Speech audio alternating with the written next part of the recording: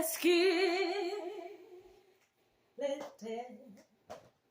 Let's get lifted. Let's get lifted. Let's get lifted.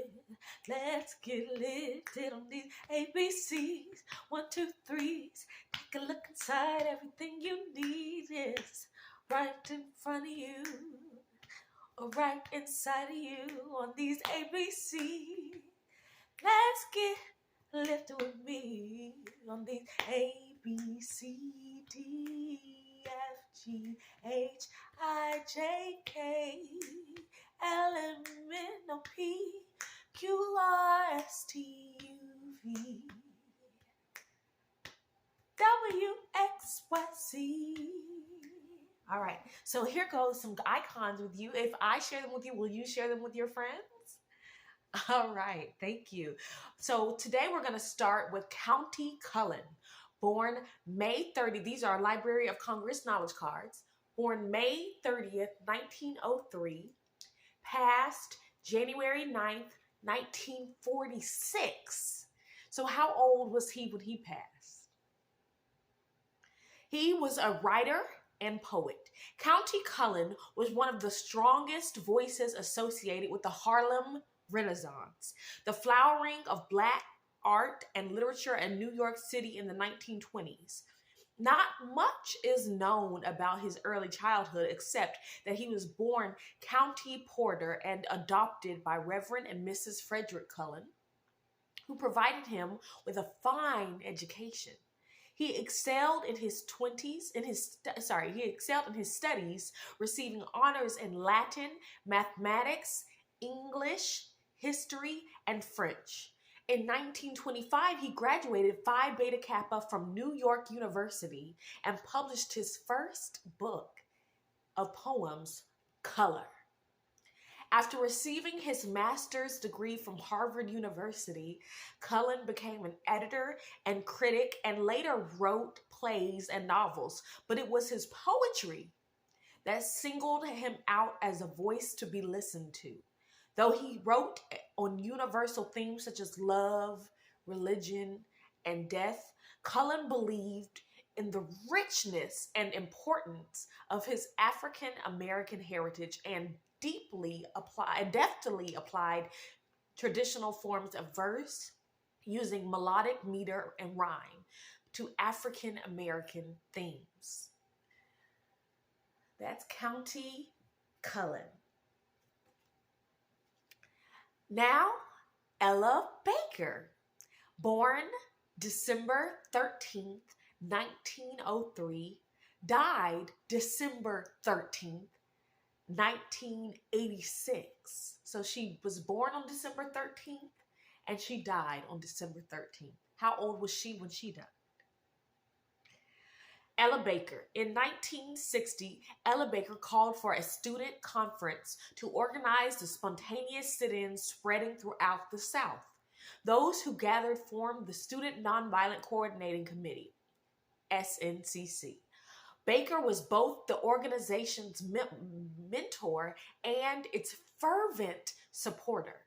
Baker had served as director of branches for the NAACP and as the first executive director of the Southern Christian Leadership Conference.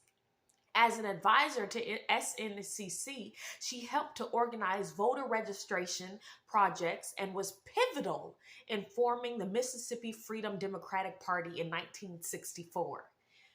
Fiercely independent, Baker believed in democratic grassroots activism and stressed the role of many ordinary people, not of individual leaders, in achieving social and political change. She lived this philosophy, inspiring a generation of young people in the civil rights movement to do the same. Ella Baker. All right.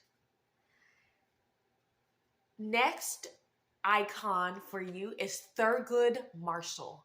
Born July 2nd, 1908, died January 24th, 1993. So how old was he when he died? You tell me first. Okay, he was 84. A giant of 20th century American jurisprudence, Thurgood Marshall was, by his own admission, a mediocre student in his youth. He was also a cut-up whose punishment was to read the U.S. Constitution aloud. So he acted out in class. He was not someone that was making straight A's and B's. And by the end of high school, he knew it by heart. He knew the U.S. Constitution by heart. Marshall went on to graduate first in his class, 1933, at Howard University Law School. Thereafter, he began the work first as a volunteer for the NAACP and later as its chief legal counsel that would make him the most effective legal advocate of African American civil rights in history.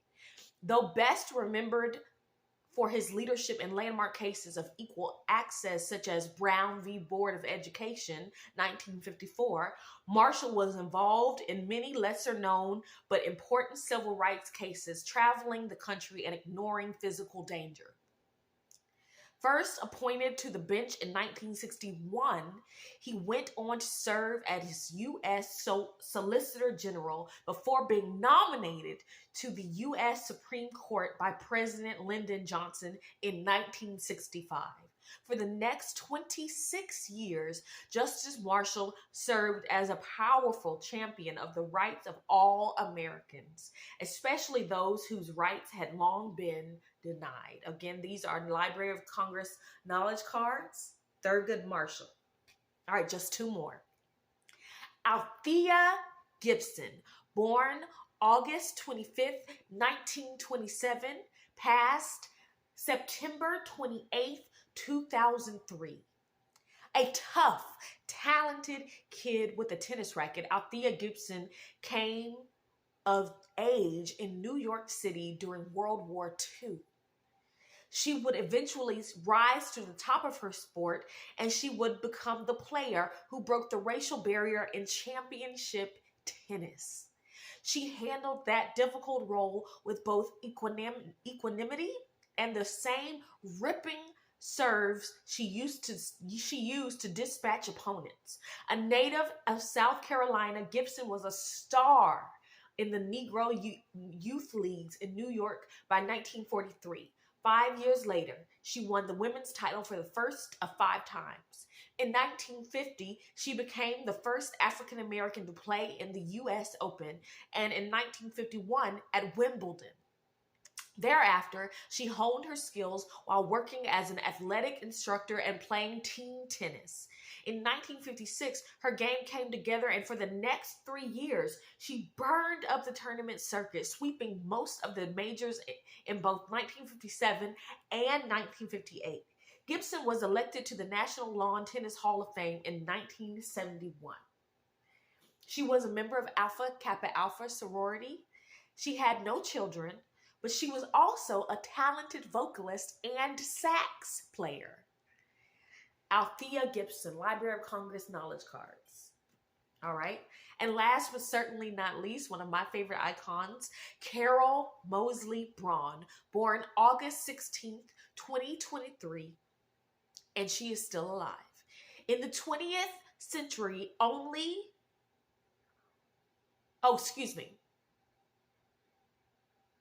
born August 16th, 1947. And it is now the year of 2023. She is still alive. In the 20th century, only one African American, Edward W. Brooke, had been elected to the U.S. Senate in 1966. Until Carol Moseley Braun of Illinois claimed victory in 1992, at the same time becoming the first Black woman senator. Born in Chicago, Braun earned a law degree from the University of Chicago. She earned a law degree from the University of Chicago, worked as a federal prosecutor, and was elected to the Illinois House of Representatives in 1978. There, she spearheaded legislation to improve education and achieved another first as both a woman and an African American when she became assistant majority leader. Honored as best legislator by the Independent Voters of Illinois Independent Precinct Organization for 10 years straight, Braun was no stranger to government or politics when she defeated her better-known opponents in the tough Democratic primary that led to her Senate nomination.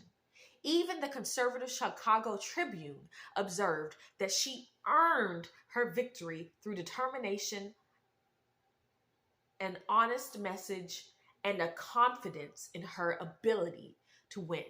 President Joe Biden in 2023 nominated her as chair of the U.S. African Development Foundation. That's this year. So she's the first Black woman senator. Okay? That is amazing. Thank you, Kira Moseley Braun, for your service. And thank you for getting lifted with me on these ABCs. Don't forget to share with a friend. Don't forget to follow me on Amplafii Genius Productions on YouTube. That's Amplafii Genius Productions on YouTube. Or Lauren F. Jones, Lauren F. Jones. And L. Francis Jones on Instagram. LFRANCES Jones. Peace.